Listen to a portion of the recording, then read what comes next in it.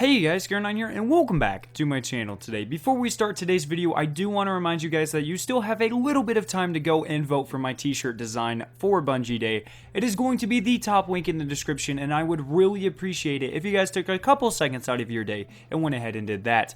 It is now the 14th week of the April update, which means after this week, we only have 2 more weeks of challenges left, which is pretty mind-blowing. So with each new week comes a brand new challenge, and I'm here to break down this week's challenge for you guys. So let's go ahead and start by looking at the modifiers that are going to be active in this week's Challenge of the Elders. First, we have the Catapult modifier. This makes it so that your grenades charge much more quickly. Second, we have the Grenade Kill bonus modifier, and finally we have the Grounded modifier. That makes it so you will take more damage while airborne. So obviously this is a great week for Voidwalker and Sunsinger Warlocks, just because they have the most grenades when compared to other classes. No matter what class you are playing as, just make sure you are wearing your double grenade exotic armor pieces. Other than that, there isn't anything too special about this week's modifiers. Next, let's go ahead and look at what bosses you will be fighting this week. So first, there is going to be Kexus the Betrayed. This is a perfect round for your grenades. There are so many weak adds that spawn that make great targets for easy points. They have low amounts of health points,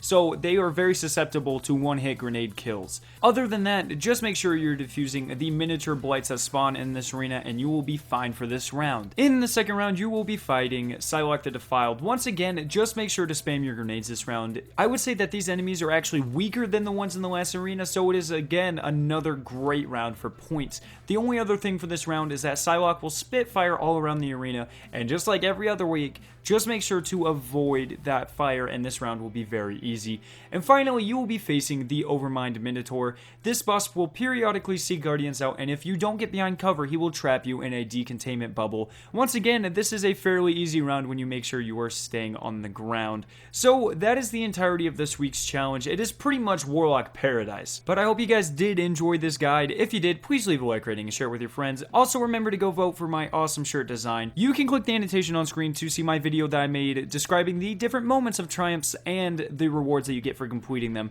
Finally, subscribe for more awesome Destiny content, and I'll see you guys in my next video.